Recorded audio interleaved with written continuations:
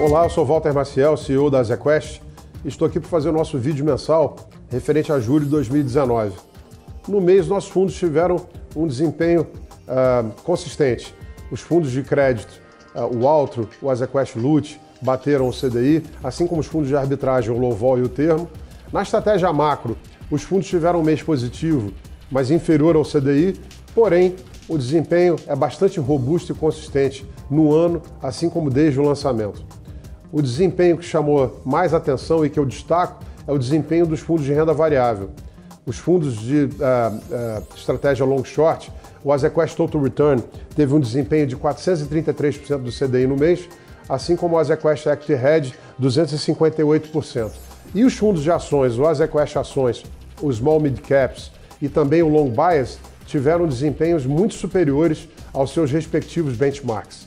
Os grandes destaques no mês vieram das posições em varejo, bens de consumo e empresas aéreas nos fundos de ações e nos fundos long short, em varejo, bens de consumo, construção civil e bancos, mas também na posição vendida em papel e celulose, que trouxe bastante ganho para as carteiras. Mas eu gostaria de dar um destaque aqui no mês para falar um pouco sobre o cenário. Os investidores têm se mostrado com bastante apreensão em função do cenário internacional e existe hoje uma grande discussão a respeito da possibilidade do mundo estar entrando em uma grande recessão e por isso os investimentos aqui no Brasil podem estar ameaçados. Nós temos uma posição e uma opinião diferente e eu quero aqui falar um pouco dessa nossa visão. A primeira coisa é que a inversão da taxa de juros lá fora, isto é, no momento em que os títulos do Tesouro Americano de 10 anos ou mais longos até estão com taxas de retorno mais baixas do que os de 2 anos, normalmente isso quer dizer um sinal de recessão. Também na Europa, nós temos títulos de longo prazo, como os da Alemanha de 30 anos, com retorno negativo, e na Suíça até de 50 anos. Então esses juros baixos ao redor do globo, com baixo crescimento, seriam, e essa inversão da curva, um sinal de desaceleração. Não necessariamente. Eu não quero aqui dizer peremptoriamente que isso não ocorrerá, mas o que eu quero dizer é que isso não é um sinal claro de que ocorrerá. O mundo passa por uma grande mudança demográfica. Aquela geração nos Estados Unidos dos baby boomers começou a se aposentar. Nós temos uma população que está envelhecendo e os mais jovens, em menor número hoje, têm que poupar mais para que o sistema de previdência possa acomodar aqueles que hoje se aposentam. Isso é um movimento demográfico de longo prazo e vai ter, portanto, efeitos duradouros ao redor do globo. Isso não necessariamente quer dizer que o mundo vai entrar em recessão.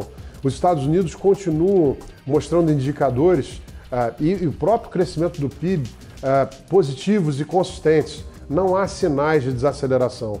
Na Europa, sim, os sinais são mais preocupantes e, por isso, alguns bancos centrais, como o da Alemanha, já começam a preparar pacotes para incentivar o consumo. Em relação à China, é uma economia dirigida, onde o governo central tem grande capacidade de estimular essa economia e de manter o crescimento no seu target. Hoje o crescimento chinês ainda está entre 6% e 6,5%, um crescimento importante para a segunda maior economia do mundo. E mesmo assim a China começa a sinalizar mudanças na composição da taxa de juros que pode facilitar e baratear o crédito e, portanto, sustentar o crescimento. E aí que entra uma oportunidade de investimento importante no Brasil. O Brasil se diferencia do resto do mundo. Enquanto o resto do mundo tem empresas muito alavancadas, as empresas brasileiras hoje passam por um grande processo de desalavancagem. Primeiro porque as taxas brasileiras hoje de juros são as mais baixas da nossa história. E ao contrário do mundo que hoje se aproxima de taxa zero, nossa taxa ainda é 6%, o que quer dizer que o Banco Central brasileiro tem um grande espaço para a redução de taxas. Nós acreditamos que chegaremos no fim do ano com 5%, mas isso pode ser até um pouco mais baixo. O nosso Banco Central acabou de, no último Copom, reduzir as taxas de 6,5% para 6%. Também tivemos no Brasil um outro sinal muito importante. O nosso grande desequilíbrio macroeconômico é a trajetória da dívida pública. E a reforma da Previdência que foi aprovada na Câmara dos Deputados e que agora deve ser aprovada sem maiores resistências no Senado é muito melhor do que se esperava. Na época do governo Temer, se propagava que uma reforma entre 500 e 600 bilhões de reais de poupança em 10 anos seria suficiente para contornar a escalada da nossa dívida pública e estabilizar a dívida brasileira. Nós acabamos de aprovar um pacote que a priori parece representar uma economia de quase R$1 trilhão em 10 anos. Isso é um sinalizador de uma queda abrupta do risco Brasil. Por outro lado, o nosso Congresso começou a propor outras reformas, como a tributária.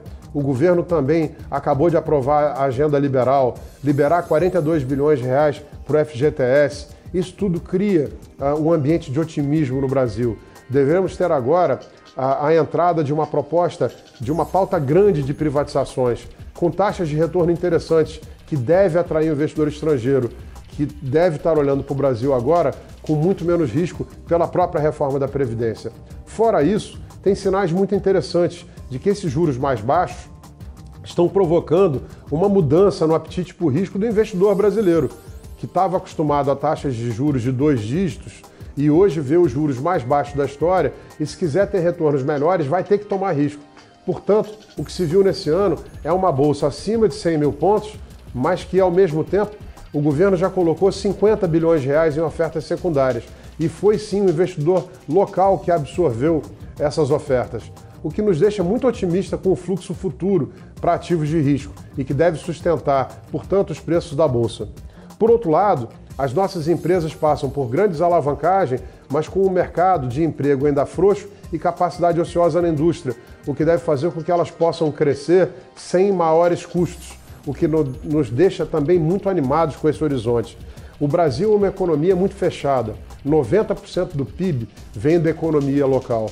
Portanto, esses riscos de guerra comercial não deveriam afetar tanto as expectativas quanto a economia brasileira.